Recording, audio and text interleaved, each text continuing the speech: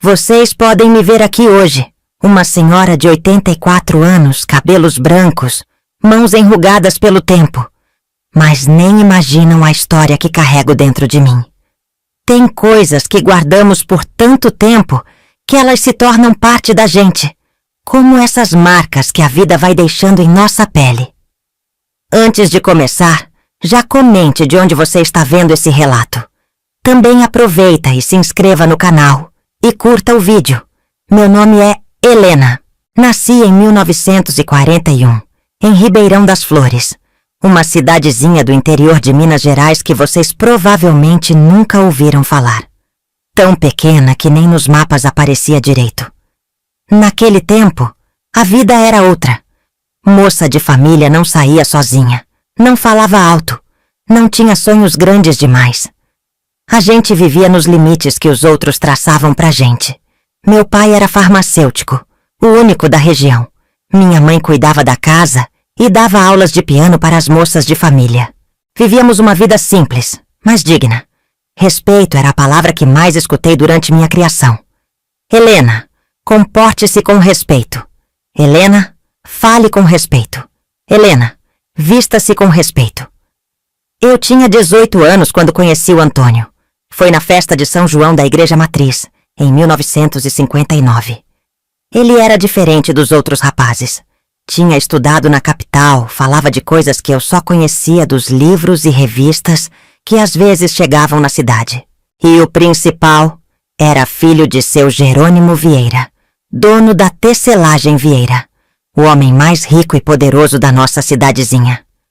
Quando Antônio começou a me cortejar, minhas amigas não disfarçavam a inveja, e meus pais quase não cabiam em si de orgulho. A filha do farmacêutico casando com o filho do dono da tecelagem. Era o que se comentava na cidade inteira. O namoro foi rápido, apenas 6 meses. Naquela época não se prolongava muito essas coisas. Eu estava deslumbrada. Imaginava uma vida de conforto, respeito, quem sabe até viagens para por a capital. Parecia um sonho, desses que a gente lê nas revistas. Mas sabe como é? Tem sonhos que viram pesadelos quando a gente menos espera. A primeira vez que fui apresentada à família dele, senti um frio na barriga que não era só nervosismo de moça.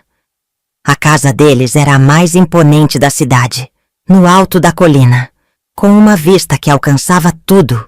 Enquanto subíamos a escadaria de entrada, minhas pernas tremiam tanto que achei que não conseguiria chegar ao topo. Dona Cecília, a mãe do Antônio, me recebeu com uma educação fria. Era uma senhora sempre vestida de preto, desde que ficara viúva do primeiro marido. Sim, seu Jerônimo era o segundo casamento dela. Ela me examinou dos pés à cabeça como quem avalia um tecido com defeito na fábrica. Mas foi o olhar de seu Jerônimo que me causou o primeiro arrepio de medo, embora na época eu não soubesse dar nome àquilo. Ele era o que chamavam de homem imponente. Alto, sempre bem vestido, com um bigode grosso que mexia quando sorria. Mas os olhos não sorriam junto. Ele me olhou de um jeito que me fez sentir despida. Como se pudesse ver através do meu vestido de domingo, aquele que minha mãe tinha costurado especialmente para tal ocasião. Então você é a mocinha que enfeitiçou meu filho? Disse ele, segurando minha mão mais tempo que o necessário. Antônio tem sorte, muita sorte. Durante o almoço, seu Jerônimo fez perguntas sobre minha família, minha educação. Quando soube que eu tinha diploma da escola normal e dava aulas para crianças pequenas, franziu a testa e disse: Depois de casada, você vai largar isso, não é? Mulher da família Vieira não precisa trabalhar. Não era uma pergunta, era uma ordem disfarçada. Antônio apenas concordou com a cabeça, sem me defender. Nas semanas seguintes, com o noivado já anunciado, comecei a frequentar mais a casa dos Vieira. Dona Cecília decidiu que deveria me preparar adequadamente para ser uma esposa à altura do filho. Assim, eu ia quase todos os dias à mansão para aprender a administrar uma casa grande, a receber visitas importantes, a me vestir e me portar como uma verdadeira senhora. Foi durante essas visitas que seu Jerônimo começou a encontrar maneiras de ficar a sós comigo. No início eram apenas comentários, aparentemente inocentes, sobre como eu era bonita, como Antônio tinha sorte. Depois vieram os elogios mais ousados, sobre meu corpo, sobre como meu vestido me caía bem. Eu tentava evitar ficar sozinha com ele, mas numa casa tão grande com tantos cômodos, era difícil. E seu Jerônimo era esperto, sempre encontrava um pretexto. Helena, venha ver os tecidos que chegaram de São Paulo para escolher o do seu vestido de noiva. Ou, Helena, quero mostrar as joias da família que serão suas um dia. Os toques começaram sutis.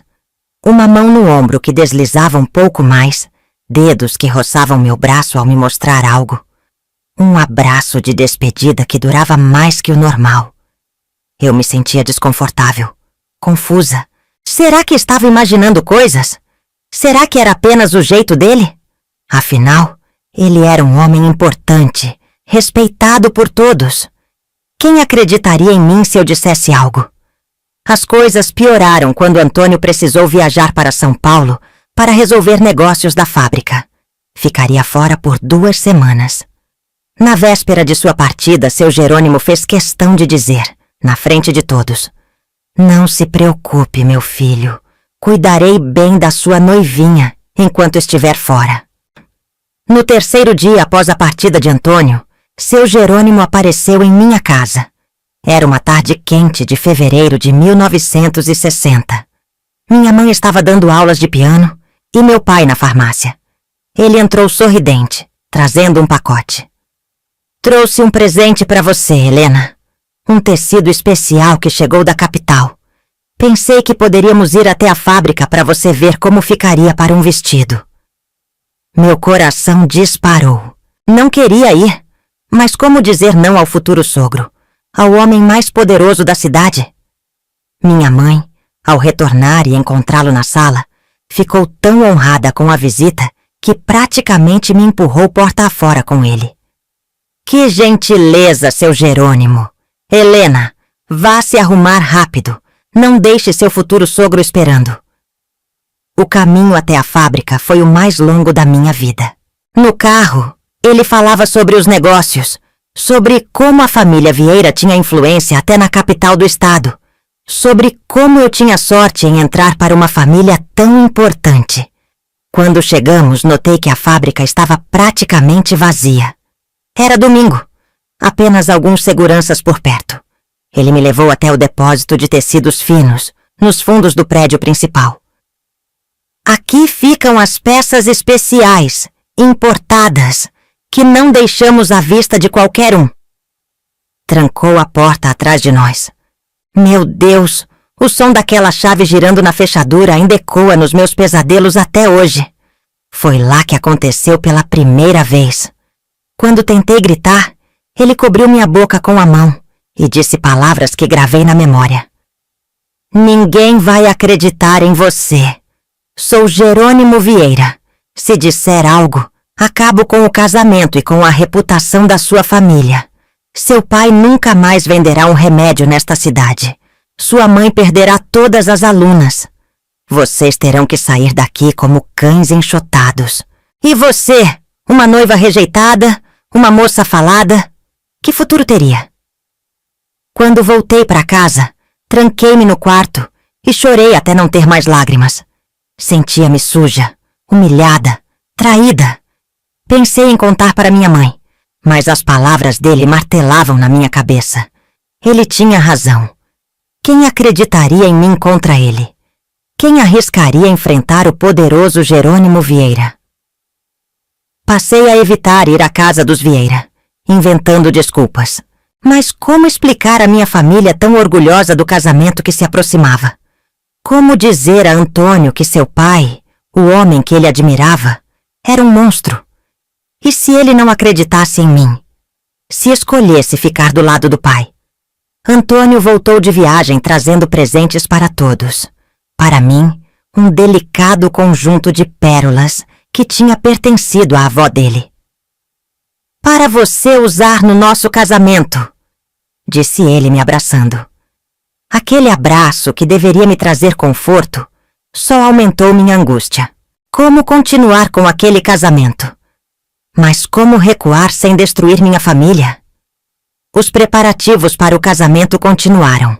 O vestido sendo costurado, os convites sendo impressos na capital, a igreja sendo decorada. E eu, cada dia mais magra, mais pálida, sorrindo um sorriso que não alcançava meus olhos. Minha mãe atribuía ao nervosismo da noiva. Todas ficam assim antes do grande dia, dizia ela, ajustando meu vestido que precisava ser apertado a cada prova. E seu Jerônimo continuava a encontrar momentos para me ameaçar, para me tocar, para me lembrar de que eu estava em suas mãos. Depois que você se casar com meu filho, veremos nos encontrar com mais privacidade, sussurrava ele quando ninguém podia ouvir. Afinal, seremos uma família, não é mesmo? O casamento aconteceu em junho de 1960, na igreja matriz. Toda a cidade compareceu. Eu caminhei até o altar como quem caminha para a forca, escondendo meu desespero atrás do véu de noiva. Durante a cerimônia, olhei para seu Jerônimo na primeira fila, sorrindo como o pai orgulhoso que todos pensavam que ele era, e senti náuseas. Nos mudamos para uma casa que seu Jerônimo mandou construir para nós, não muito longe da mansão principal. Para manter a família unida, ele disse. Antônio começou a trabalhar mais tempo na fábrica, assumindo mais responsabilidades, e eu presa naquela casa bonita que para mim era uma prisão, esperando a cada dia o momento em que a porta se abriria e seu Jerônimo entraria, usando a chave que ele guardava para emergências. Vocês podem imaginar como eram meus dias?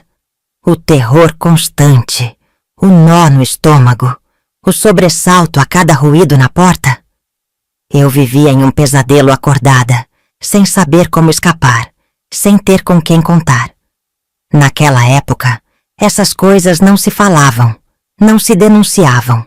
Uma mulher que acusasse um homem poderoso seria destruída, junto com toda a sua família.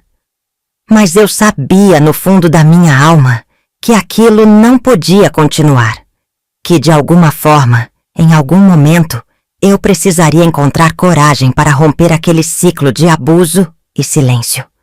Eu só não sabia como, nem quando essa oportunidade chegaria.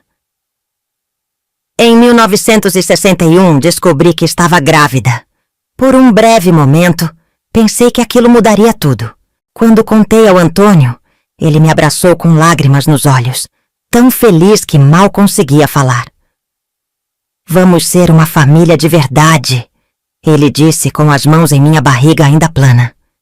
Eu sorri, um sorriso verdadeiro pela primeira vez em muito tempo. Pensei na minha ingenuidade, que agora seu Jerônimo me deixaria em paz, que ele respeitaria a mãe de seu futuro neto, que minhas orações finalmente tinham sido ouvidas. Mas as coisas não são assim tão simples na vida real, não é mesmo? Ele apenas se tornou mais cuidadoso, escolhendo melhor os momentos, mas as visitas não pararam. Minha barriga crescia junto com meu desespero. Tinha pesadelos quase todas as noites. Às vezes pensava em fugir, sumir na capital, começar de novo. Mas como? Sem dinheiro, sem apoio, sem ninguém para me ajudar? Uma mulher grávida, sozinha no mundo? E meus pais?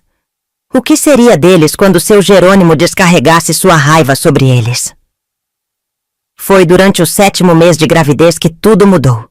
Era março de 1962. Fazia um calor sufocante naquele dia. O tipo de calor que gruda a roupa no corpo, que deixa tudo mais difícil, principalmente para uma mulher carregando uma barriga enorme como eu estava. Antônio tinha viajado para acertar a compra de novos teares para a fábrica. A empregada tinha saído para fazer compras no mercado. Eu estava sozinha em casa, tentando descansar um pouco no quarto, quando ouvi a porta da frente se abrir. Reconheci imediatamente os passos pesados subindo a escada.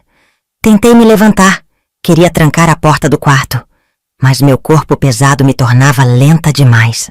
Antes que pudesse alcançar a fechadura, seu Jerônimo entrou, com aquele mesmo sorriso que me gelava o sangue. "Vim ver como está meu netinho", disse ele, aproximando-se da cama onde eu estava sentada. Tentei me afastar, proteger minha barriga com as mãos, como se pudesse esconder o bebê dele. "Por favor, hoje não", supliquei. "Estou cansada. O bebê está agitado."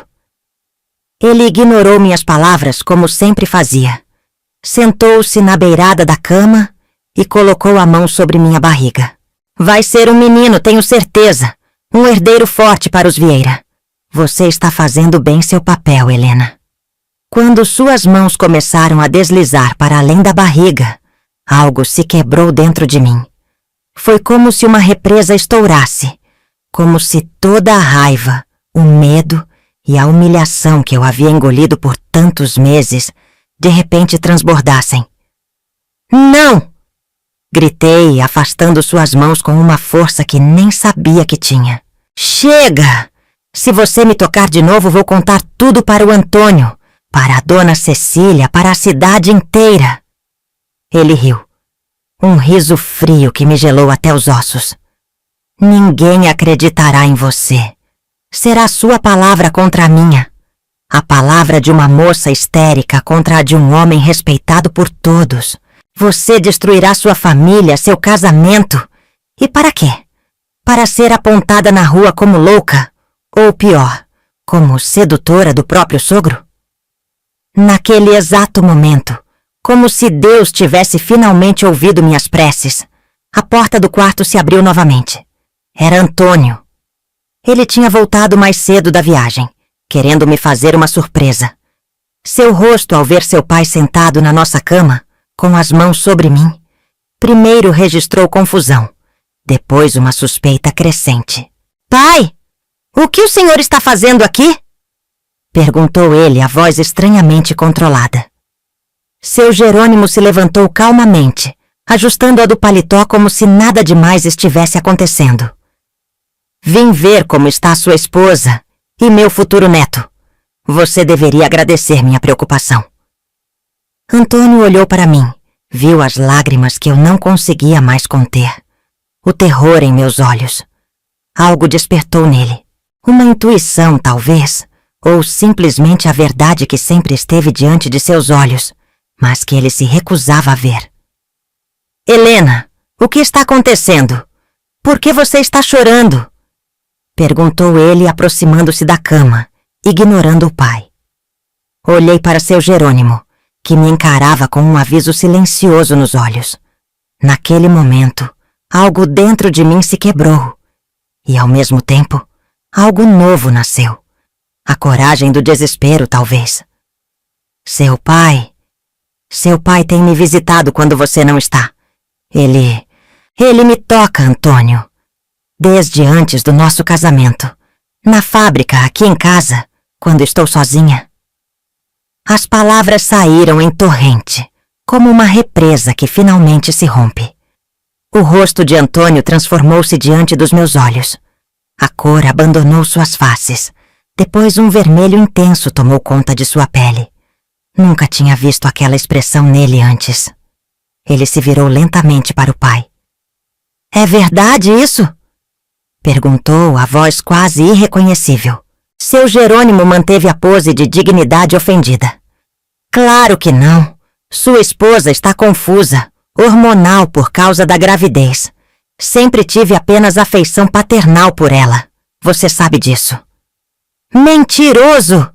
gritei, toda a raiva e humilhação de meses explodindo de uma vez. "Conte a verdade. Diga a ele o que você me fez no depósito da fábrica quando ele estava em São Paulo. Diga a ele as ameaças que fez à minha família. Diga a ele por que eu emagreci tanto antes do casamento. Por que eu choro escondida quando acho que ninguém está vendo?" Antônio olhava de mim para seu pai, o rosto contorcido em uma agonia de dúvida. Seu Jerônimo tentou uma última cartada. "Meu filho, você vai acreditar nas acusações histéricas dessa moça ou na palavra de seu pai? que construí tudo isso para você, que sempre coloquei nossa família acima de tudo? Foi nesse momento que aconteceu algo que mudou tudo. A porta do quarto se abriu mais uma vez. Era Dona Cecília. Ela estava pálida, as mãos trêmulas segurando o batente da porta. Eu ouvi tudo, disse ela, a voz quase um sussurro. Jerônimo, como você pôde? De novo não. De novo? Repetiu Antônio, voltando-se para a mãe. Dona Cecília entrou no quarto, parecendo subitamente muito velha e cansada. Seu pai fez o mesmo com a governanta 2 anos atrás, e antes disso com a sobrinha do contador. Eu fechei os olhos, fingi não ver. Preservei o nome da família. Mas não posso mais. Não com a esposa do meu filho, não com a mãe do meu neto. O que aconteceu a seguir foi como um terremoto que destruiu tudo o que conhecíamos, mas que também abriu espaço para algo novo nascer das ruínas. Antônio avançou para o pai com uma fúria que eu jamais imaginaria naquele homem sempre tão controlado. Seu Jerônimo, surpreso com a reação do filho sempre obediente, não teve tempo de se defender. Os dois rolaram pelo chão do quarto, enquanto Dona Cecília gritava para que parassem. Eu, paralisada na cama, temia pelo bebê, temia por Antônio, temia pelo que viria depois daquele momento de verdade explodida. A luta foi brutal, móveis foram derrubados, vidros quebrados.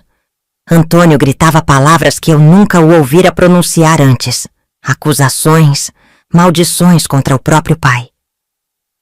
Foi Dona Cecília quem conseguiu finalmente separá-los, colocando-se entre os 2 homens. Basta! Gritou ela com uma autoridade que nenhum de nós sabia que ela possuía. Jerônimo, saia desta casa agora. Você não é mais bem-vindo aqui, nem em nenhum lugar onde eu ou meu filho estivermos. Seu Jerônimo, com o lábio sangrando e o paletó rasgado, olhou para todos nós com ódio. Vocês vão se arrepender disso. Sem mim, sem meu dinheiro, sem meu nome. O que são vocês? Nada. Antônio, ainda ofegante, ergueu-se do chão. Saia da minha casa, da minha vida.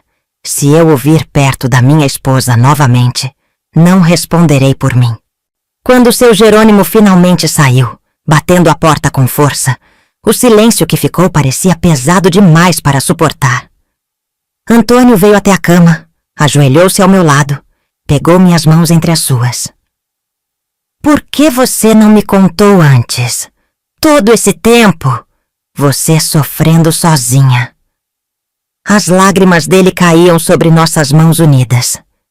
Eu tinha medo, respondi, finalmente liberada para falar a verdade. Medo que você não acreditasse em mim. Medo do que ele poderia fazer com minha família. Medo de perder tudo. Perdoe-me, sussurrou ele, a cabeça baixa. Eu deveria ter percebido. Deveria ter te protegido. Dona Cecília se aproximou também. Sentou-se do outro lado da cama. O rosto dela, sempre tão controlado, agora mostrava toda a dor e vergonha que carregava. A culpa é minha também, disse ela. Eu sabia o tipo de homem que ele era, mas escolhi o silêncio para preservar as aparências, o nome da família. Quantas mulheres sofreram por causa do meu silêncio? Quantas vidas ele destruiu enquanto eu olhava para o outro lado? Aquela tarde de março marcou o início de algo novo. Ainda no quarto, com os cacos de um abajur quebrado espalhados pelo chão, fizemos um pacto, os 3. Não mais silêncio, não mais submissão, não mais medo. Na manhã seguinte, Antônio saiu cedo. Foi direto ao advogado da família. Não para abafar o caso como seu Jerônimo certamente esperava, mas para iniciar os procedimentos legais. Ele queria justiça, queria proteção para mim e para outras mulheres que seu pai pudesse vitimar. A cidade inteira logo soube. Em um lugar pequeno como Ribeirão das Flores, segredos dessa magnitude não podiam ser contidos. Houve quem não acreditasse, quem tomasse o partido de seu Jerônimo, o grande benfeitor da cidade. Houve também quem finalmente encontrasse coragem para falar. Outras mulheres que haviam passado pelo mesmo que eu.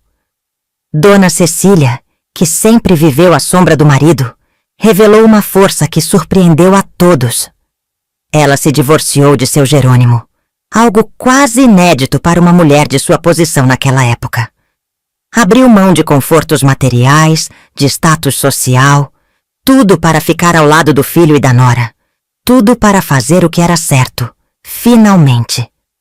O processo legal foi longo e doloroso. Em 1962, casos como o meu raramente chegavam à justiça. Raramente eram falados abertamente. Fomos pioneiros involuntários em uma luta que ainda hoje muitas mulheres travam.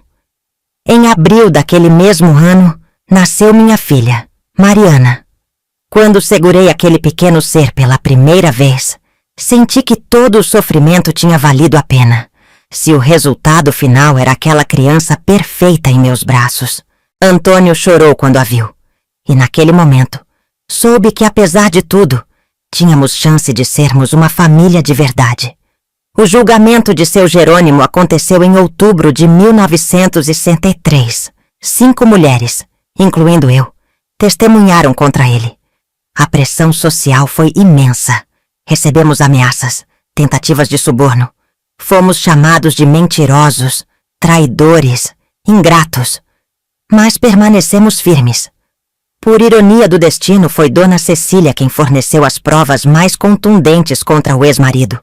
Diários que mantinha há anos, registrando datas, nomes, incidentes que ela testemunhou ou soube, mas sobre os quais se manteve em silêncio por muito tempo. Meu silêncio me tornou cúmplice, disse ela diante do juiz. Não posso desfazer o passado, mas posso ajudar a moldar um futuro onde homens como Jerônimo Vieira não possam abusar de seu poder impunemente. Seu Jerônimo foi condenado a 5 anos de prisão. Na época parecia uma vitória enorme. Hoje, olhando para trás, sei que a pena foi branda demais para o estrago que ele causou em tantas vidas. Mas era 1963, e o simples fato de um homem de sua posição social ser condenado já era revolucionário. A condenação foi apenas o começo de nossa jornada, não o fim. A fábrica, sem seu fundador, enfrentou tempos difíceis. Antônio assumiu o comando, mas muitos clientes se afastaram, não querendo associar seus nomes ao escândalo. Empregados foram demitidos, famílias passaram dificuldades. Por um tempo fomos os vilões da história para muita gente na cidade. Mas sobrevivemos. E mais que isso, começamos a reconstruir nossas vidas sobre bases mais sólidas, mais verdadeiras. Antônio e eu tivemos que reaprender a confiar um no outro, a construir um casamento real a partir das ruínas do que tínhamos antes. Não foi fácil. Houve noites de choro, dias de silêncio doloroso, momentos em que duvidamos se conseguiríamos superar tudo aquilo. Dona Cecília mudou-se para nossa casa, tornando-se uma avó presente para Mariana, e mais tarde para os outros 2 filhos que vieram. Ela nunca se casou novamente, dedicando o resto de sua vida à família e, surpreendentemente, ao ativismo social. Fundou um dos primeiros grupos de apoio a mulheres vítimas de violência da região, usando sua própria história como exemplo de que o silêncio apenas perpetua o sofrimento. Aquele confronto no quarto, naquela tarde quente de março, foi apenas o início de uma longa batalha. Uma batalha que continuaria por anos, que mudaria o curso de nossas vidas de maneiras que jamais poderíamos prever. Mas era uma batalha que, finalmente, estávamos lutando juntos, às claras, sem mais segredos ou medos paralisantes. Eu tinha apenas 21 anos quando tudo isso aconteceu. Uma menina praticamente forçada a crescer da maneira mais dolorosa possível. Mas também uma mulher descobrindo sua própria força, sua própria voz, depois de tanto tempo em silêncio. Depois do julgamento e da condenação de seu Jerônimo, a vida em Ribeirão das Flores tornou-se insuportável para nós. As pessoas nos olhavam nas ruas, cochichavam quando passávamos. Alguns nos apoiavam silenciosamente, outros nos tratavam como se tivéssemos cometido um crime. A fábrica estava falindo. Muitos fornecedores cortaram relações conosco, clientes cancelaram pedidos. O nome Vieira, antes sinônimo de respeito e poder, havia se tornado veneno. Foi em maio de 1964, alguns meses após o golpe militar, que tomamos a decisão mais difícil de nossas vidas. Antônio chegou em casa uma noite, mais abatido que o normal. A fábrica estava prestes a fechar as portas definitivamente. Naquela noite, sentados à mesa da cozinha depois que as crianças, Mariana, já com 2 anos, e Pedro, nosso segundo filho, com apenas 6 meses, foram dormir. Decidimos que era hora de recomeçar em outro lugar. Vendemos tudo o que pudemos. A mansão dos Vieira, onde Dona Cecília ainda vivia, nossa casa, os equipamentos restantes da fábrica. Juntamos o pouco dinheiro que conseguimos e partimos para São Paulo, a cidade grande onde poderíamos ser anônimos, onde ninguém conhecia nossa história. Começamos do zero. Antônio, que conhecia bem o ramo têxtil, conseguiu emprego como gerente de produção em uma fábrica na Zona Leste. Não era nem de longe o status que tínhamos antes, de donos a empregados, de uma mansão a um pequeno apartamento de 2 quartos num bairro operário. Dona Cecília veio conosco. Aos 58 anos, teve que se adaptar a uma vida completamente diferente da que sempre conheceu. Os primeiros meses em São Paulo foram assustadores. O barulho constante, a correria, a impessoalidade da cidade grande. Eu, que nunca havia trabalhado durante o casamento, primeiro por imposição de seu Jerônimo, depois pela gravidez e os bebês, tive que encontrar maneiras de contribuir. Comecei a costurar em casa, aproveitando o conhecimento sobre tecidos que havia adquirido nos anos anteriores. Em 1966, quando Pedro já estava com 2 anos e Ricardo, nosso caçula, acabara de nascer, transformei a sala do nosso apartamento em um ateliê improvisado. Comecei fazendo pequenos reparos, depois vestidos simples para as vizinhas, até que uma cliente me apresentou a dona de uma boutique no centro da cidade. Foi minha primeira grande encomenda. 10 vestidos para serem vendidos na loja dela. Antônio me ajudou a comprar uma máquina de costura industrial usada. Trabalhávamos juntos nas horas vagas. Ele cortando tecidos, eu costurando, Dona Cecília cuidando das crianças e ajudando com os acabamentos. Era uma vida dura, de muito trabalho e pouco descanso. Mas havia uma satisfação profunda em construir algo novo, algo nosso, tijolo por tijolo. O tempo todo vivíamos com medo de que nosso passado nos alcançasse. Usávamos apenas o sobrenome de solteira de Antônio, Silva, deixando o Vieira para trás. Quando conhecíamos pessoas novas, criávamos histórias vagas sobre nossa vida anterior. Somos do interior de Minas, dizíamos, sem especificar mais. Viemos buscar oportunidades na capital. Em 1968, recebi um telefonema que gelou meu sangue. Era uma antiga vizinha de Ribeirão das Flores. Helena, achei que você deveria saber. Seu Jerônimo foi solto. A pena foi reduzida por bom comportamento. Naquela noite não consegui dormir. Fiquei olhando para meus 3 filhos que dormiam. Mariana com 6 anos, Pedro com 4, Ricardo com 2. E senti um medo paralisante. E se ele nos encontrasse? E se tentasse se vingar? E se tentasse ferir meus filhos? Antônio tentou me acalmar.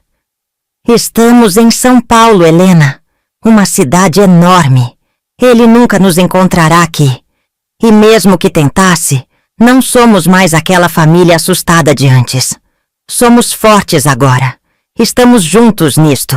Mas o medo permaneceu, como uma sombra sempre à espreita. Passei a ter pesadelos frequentes. Evitava sair de casa sozinha.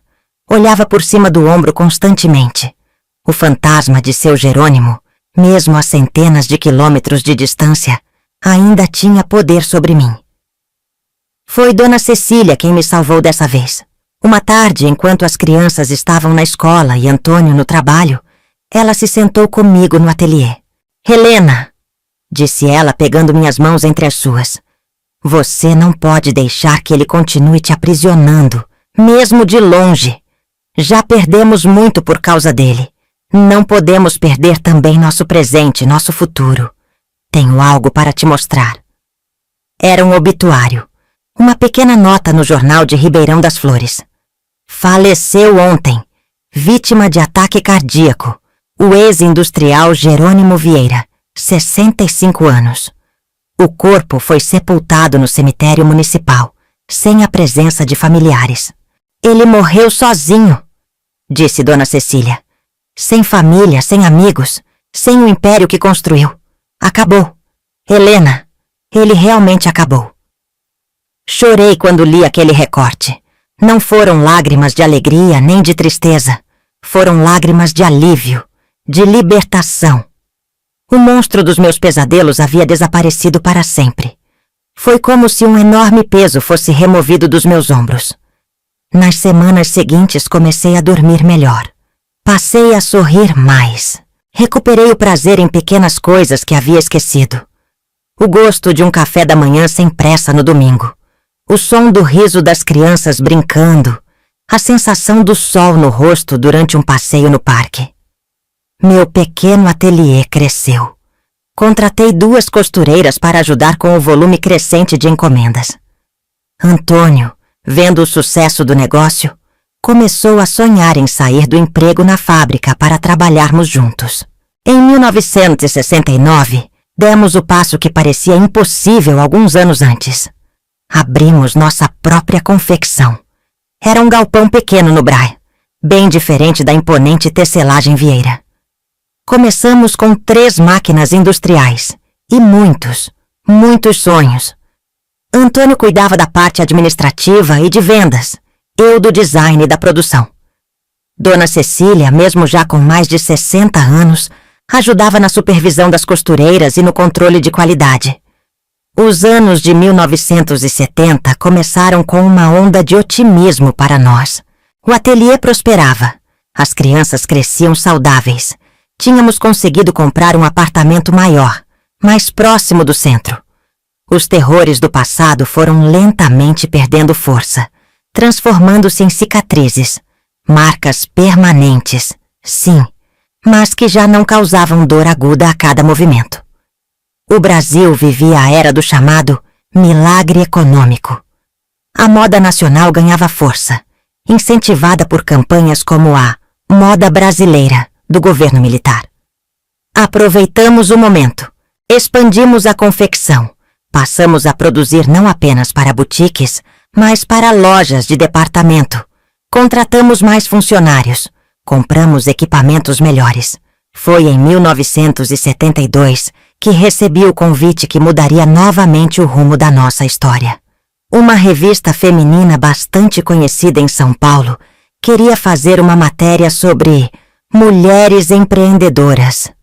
Uma das jornalistas havia comprado um vestido da nossa confecção e ficado impressionada com a qualidade. Queriam me entrevistar, contar minha trajetória. Entrei em pânico. Como contar minha história sem revelar o passado que tanto tentamos deixar para trás? Antônio e eu discutimos a noite toda. Parte de mim queria recusar, continuar no anonimato seguro que construímos. Outra parte, uma parte que crescia cada vez mais forte, queria falar, queria ser ouvida. A decisão final veio de uma fonte inesperada. Mariana, então com 10 anos, ouviu nossa conversa. Ela sabia apenas fragmentos da nossa história anterior, coisas que captou em conversas de adultos ao longo dos anos. Mãe, disse ela entrando na cozinha onde conversávamos em voz baixa, por que vocês estão sempre escondendo de onde viemos? Fizemos algo errado? Aquela pergunta inocente caiu como uma bomba no meu coração. O que estávamos ensinando aos nossos filhos? que deveriam se envergonhar de um passado pelo qual não tinham responsabilidade. Que segredos e mentiras eram a melhor maneira de lidar com a dor. Na manhã seguinte, liguei para a jornalista e aceitei a entrevista, com uma condição. Contaria toda a história, não apenas a parte bonita e inspiradora do sucesso da confecção. Se iam contar minha trajetória, que fosse a verdadeira. A reportagem saiu em setembro de 1972. 5 páginas na revista, com o título Das Sombras à Luz, a extraordinária história de Helena Silva. A jornalista foi sensível, respeitosa. Não explorou o sensacionalismo que a história poderia render, mas focou na superação, na reconstrução, na capacidade humana de ressurgir das cinzas. O impacto foi maior do que poderíamos imaginar. Nos dias após a publicação, recebemos dezenas de cartas na confecção. Mulheres de todo o Brasil escreviam contando suas próprias histórias de abuso, de silêncio forçado, de medo. Agradeciam por terem visto que era possível sobreviver, recomeçar, encontrar força onde parecia não haver nenhuma. Dona Cecília, inspirada por aquelas cartas, sugeriu algo que mudaria o curso final da nossa jornada. Criar um espaço seguro para mulheres compartilharem suas histórias, encontrarem apoio mútuo, romperem o círculo de silêncio que permitia que os abusos continuassem acontecendo geração após geração. Não podemos mudar o passado, disse ela, mas podemos usar nossa experiência para mudar o futuro de outras mulheres. Foi assim que, em janeiro de 1973, nasceu o Centro Helena de Apoio à Mulher, funcionando inicialmente em uma pequena sala nos fundos da nossa confecção. Uma vez por semana, às quartas-feiras à noite, mulheres se reuniam ali. No início eram apenas 5 ou 6, logo eram dezenas. Compartilhavam histórias, angústias, medos, mas também esperanças, planos, pequenas e grandes vitórias. Mesmo durante os anos mais duros da ditadura, quando reuniões de qualquer tipo eram vistas com desconfiança, continuamos.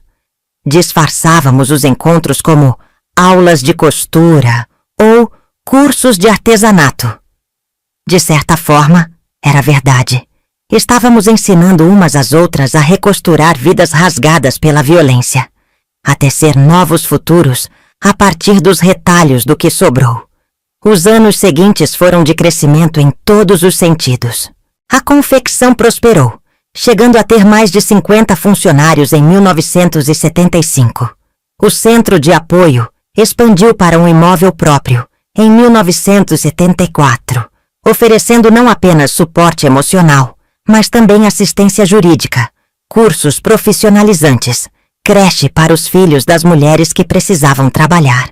Mariana, nossa filha mais velha, cresceu observando tudo isso.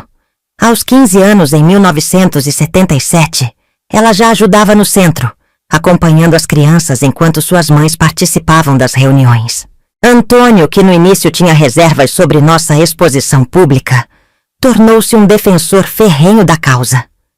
Quando questionado por outros homens, não hesitava em dizer: "Isso não é uma questão de mulheres, é uma questão de humanidade." Dona Cecília viveu para ver o centro completar 5 anos de atividades. Ela faleceu em 1978, aos 72 anos, pacificamente durante o sono. Seu último pedido foi que não houvesse luto fechado, nem roupas pretas no velório. "Celebrem a vida que tive", disse ela nos últimos dias. "Celebrem especialmente a segunda parte dela, aquela que realmente escolhi viver." No final dos anos 70, olhando para trás, para o caminho que havíamos percorrido, era difícil reconhecer naquela jovem aterrorizada de Ribeirão das Flores a mulher que eu havia me tornado. Os anos de silêncio, de reconstrução silenciosa em São Paulo, haviam sido fundamentais. Um casulo necessário, onde pude me curar, me fortalecer, até estar pronta para emergir e alçar voo. O medo nunca desapareceu completamente. Há cicatrizes que o tempo suaviza, mas não apaga.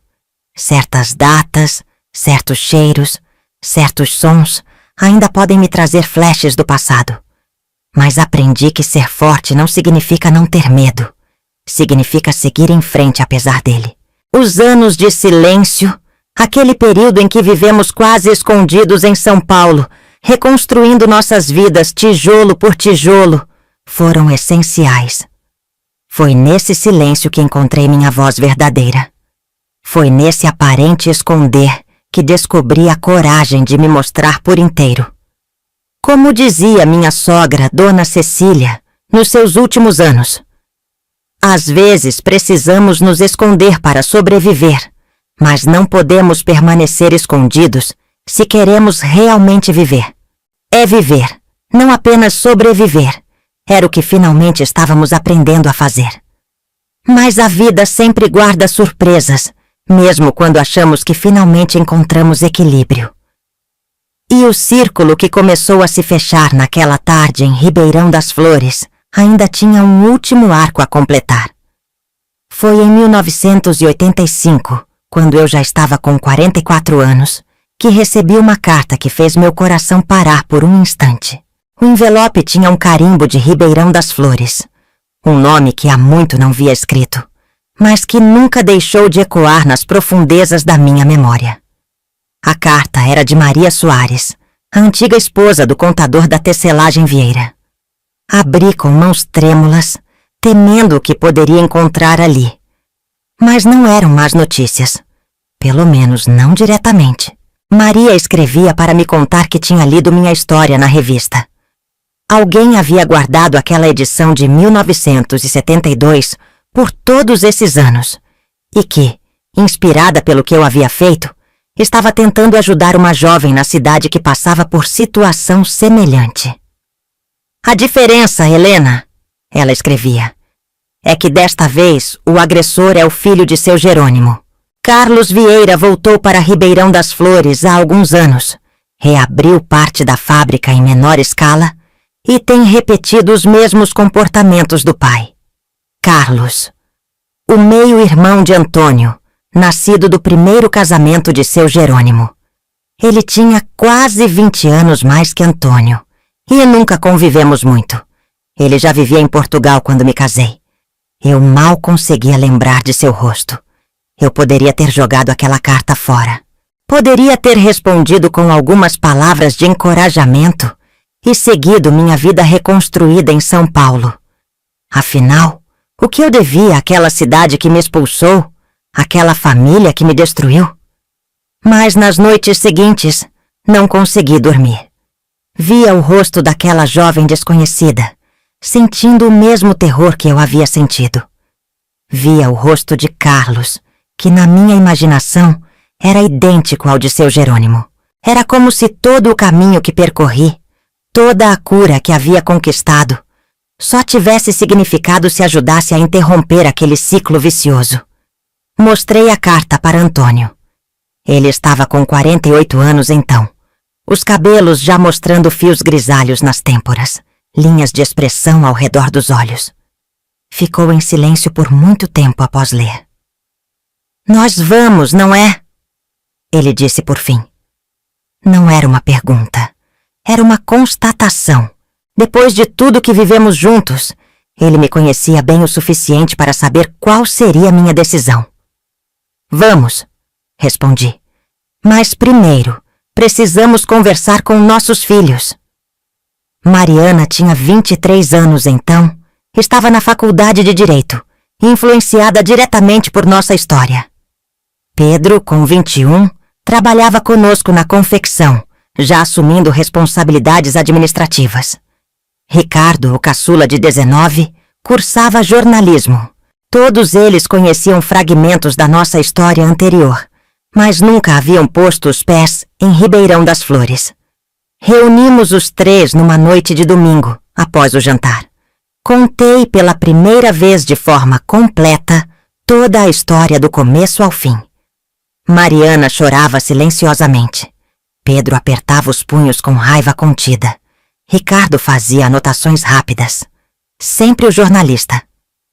"Vou com vocês", disse Mariana imediatamente. "Sou quase advogada", Posso ajudar. Também vou, declarou Pedro. Não vou deixar vocês enfrentarem isso sozinhos. Ricardo olhou para todos nós e sorriu levemente. Acho que acabei de encontrar o tema para meu trabalho de conclusão de curso. Jornalismo investigativo sobre ciclos de abuso de poder em cidades pequenas.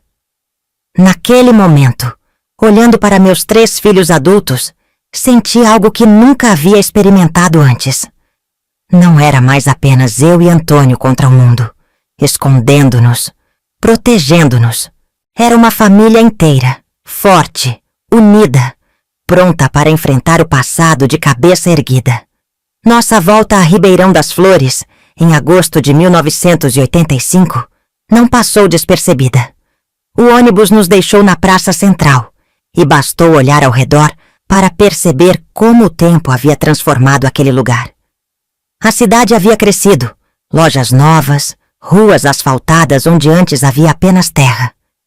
Mas alguns olhares curiosos ainda eram os mesmos de 20 anos atrás. É ela! Ouvi uma senhora cochichar para outra enquanto passávamos. A Helena do escândalo dos Vieira. Hospedamo-nos na pequena pousada da dona Jurema, a única da cidade. Ela nos reconheceu imediatamente. Difícil não reconhecer, com Antônio sendo tão parecido com seu pai quando jovem. Mas nos recebeu com uma dignidade silenciosa, sem perguntas. Apenas um aceno de cabeça como quem diz: estava na hora de vocês voltarem. Maria Soares nos encontrou na manhã seguinte. O tempo não havia sido gentil com ela. Os cabelos completamente brancos, o rosto marcado por rugas profundas, a coluna curvada. Mas seus olhos ainda tinham aquela vivacidade que eu me lembrava, aquela inteligência quieta. Ela abraçou a cada um de nós, detendo-se um pouco mais em Mariana. Você tem os olhos da sua mãe, disse ela, os mesmos olhos corajosos. A jovem que Maria queria nos apresentar se chamava Luísa. Tinha apenas 19 anos. Trabalhava na tecelagem de Carlos como secretária. Assim como eu tantos anos antes, Luísa era de família simples, filha da lavadeira da cidade. A história era dolorosamente familiar. Os elogios que se tornaram toques, os toques que se tornaram agressões, as ameaças para manter o silêncio. Mariana foi quem conduziu a conversa com Luísa, em um quarto nos fundos da casa de Maria. Ricardo ficou do lado de fora, anotando pontos importantes para sua investigação. Pedro e Antônio foram até a praça, onde os homens da cidade costumavam se reunir, para sentir a temperatura do lugar, entender quem apoiava Carlos e quem poderia ser nosso aliado. Eu fiquei na sala com Maria, olhando velhas fotografias da cidade, reconectando-me com um passado que havia tentado enterrar. Você sabe, disse Maria, metade da cidade acha que você foi muito corajosa.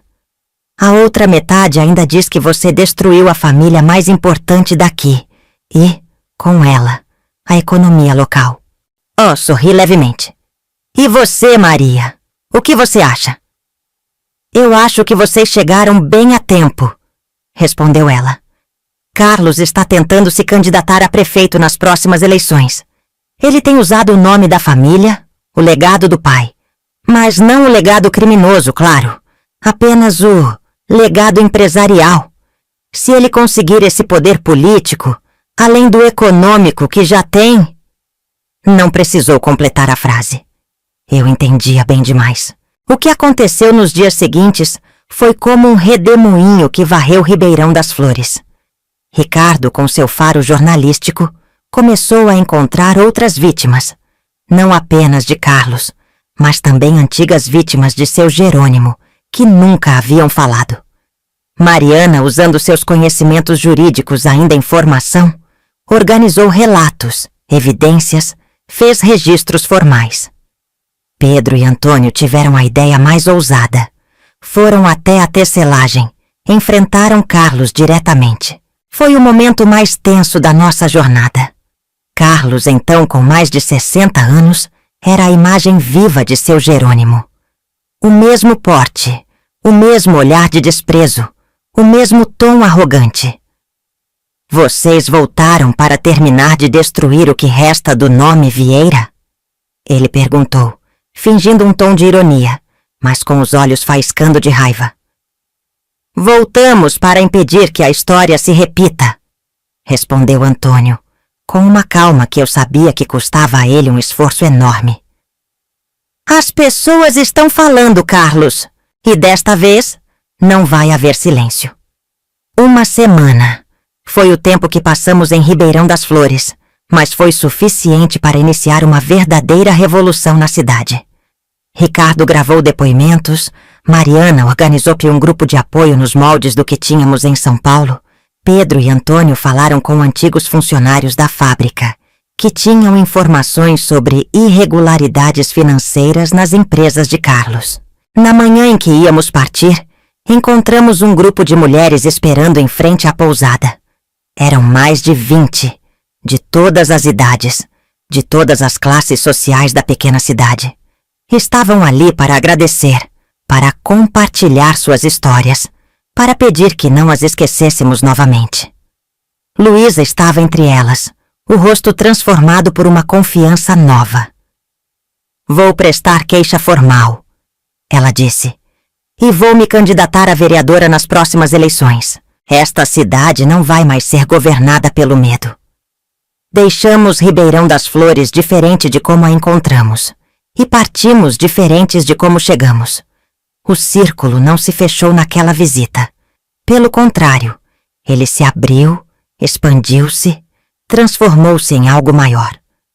Carlos nunca chegou a ser prefeito. Nos meses seguintes, as denúncias se acumularam, não apenas sobre os abusos contra mulheres, mas também sobre fraudes fiscais, sonegação, suborno de fiscais. Ricardo publicou uma série de reportagens que ganhou prêmios de jornalismo. Mariana, após se formar, aceitou representar juridicamente algumas das vítimas, viajando regularmente para Ribeirão das Flores. Em 1988, a antiga tecelagem Vieira, que havia passado de Jerônimo para Carlos, fechou definitivamente as portas. Mas, ao contrário do que aconteceu em nossa época, a cidade não lamentou. Outras pequenas indústrias já estavam surgindo, outros caminhos econômicos sendo traçados. A sombra dos Vieira finalmente se dissipava. Nos anos seguintes, vi meus filhos seguirem seus próprios caminhos, sempre carregando um pouco da nossa história em suas escolhas. Mariana se tornou uma advogada especializada em direitos das mulheres. Pedro expandiu nossa confecção para uma marca que tinha como princípio a responsabilidade social. Ricardo fundou sua própria revista, focada em jornalismo investigativo. Antônio e eu continuamos lado a lado, testemunhando essa transformação com uma mistura de orgulho e espanto. Como poderia tanto bem nascer de tanto sofrimento? Como poderia nossa história pessoal se desdobrar em algo que tocou tantas outras vidas? Em 1995, aos 54 anos, fui convidada para dar uma palestra na Universidade de São Paulo sobre minha experiência com o Centro de Apoio à Mulher. Estava nervosa. Eu, que mal tinha completado o ensino médio, falando para estudantes universitários. Mas quando subi ao palco e vi todos aqueles rostos jovens, ávidos por conhecimento e mudança, as palavras fluíram naturalmente. Há momentos em nossas vidas, comecei, em que o silêncio parece ser o único caminho possível.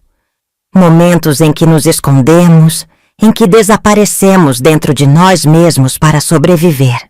E há outros momentos, momentos cruciais, em que percebemos que nossa voz, justamente por ter estado em silêncio por tanto tempo, carrega uma força especial quando finalmente se liberta.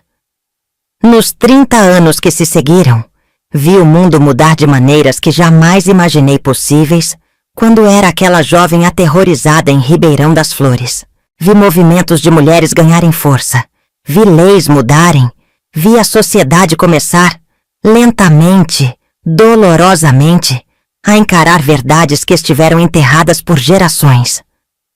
O Centro Helena, como passou a ser chamado, Cresceu além das minhas expectativas mais otimistas. Hoje tem filiais em 5 estados, atende milhares de mulheres por ano, oferece não apenas apoio emocional, mas capacitação profissional, assistência jurídica, abrigo temporário. Deixei a direção aos 70 anos, passando o bastão para mulheres mais jovens, com novas ideias, novos métodos. Mas ainda vou lá toda semana, para encontros com grupos de mulheres mais velhas como eu, compartilhando histórias, tecendo juntas os fios soltos das nossas vidas. Antônio partiu há 3 anos, um câncer fulminante que o levou em poucos meses. Nos seus últimos dias falamos muito sobre nossa jornada juntos, sobre como aquele jovem casal assustado de Ribeirão das Flores havia percorrido um caminho tão improvável. Você me salvou, ele disse segurando minha mão enrugada. Você salvou nossa família quando teve coragem de falar a verdade naquele quarto, naquela tarde. Nós nos salvamos mutuamente. Respondi sabendo que era verdade. Hoje, aos 84 anos, olho para minhas mãos. Estas mãos que costuraram roupas, que secaram lágrimas. As minhas e as de tantas outras mulheres, que escreveram histórias, que acariciaram filhos e netos. Mãos que carregam marcas, assim como minha alma carrega cicatrizes. Alguns me perguntam, Dona Helena, depois de tudo que passou, a senhora conseguiu perdoar? É uma pergunta complexa. Não tenho ódio em meu coração. Seria um fardo pesado demais para carregar por tantas décadas. Mas também não acredito que perdão signifique esquecer ou diminuir a gravidade do que aconteceu. O que fiz foi transformar aquela dor em algo maior que ela mesma. Como um tecido que se rasga e, em vez de ser jogado fora, é retrabalhado em algo novo, algo útil, algo belo. Vocês podem me ver aqui hoje, uma senhora de 84 anos, cabelos brancos, mãos enrugadas pelo tempo. Podem ver apenas uma idosa contando histórias de um passado distante. Mas o que não veem, o que só eu sei, é que dentro deste corpo envelhecido ainda vive aquela menina de 18 anos de Ribeirão das Flores, aquela jovem mãe aterrorizada, aquela mulher de 30 anos recomeçando do zero em São Paulo, aquela ativista de 40 encontrando sua verdadeira voz. Todas elas são partes de mim, todas elas me trouxeram até aqui. E por todas elas, e por todas as outras mulheres cujas histórias se entrelaçaram com a minha ao longo destes anos, agradeço por este tempo que me foi dado, por esta jornada que, apesar de todas as dores, não trocaria por nenhuma outra. Porque, no final das contas, é isso que somos. Histórias dentro de histórias, ciclos que se fecham e se abrem, tecidos rasgados que encontram novos propósitos, novas belezas.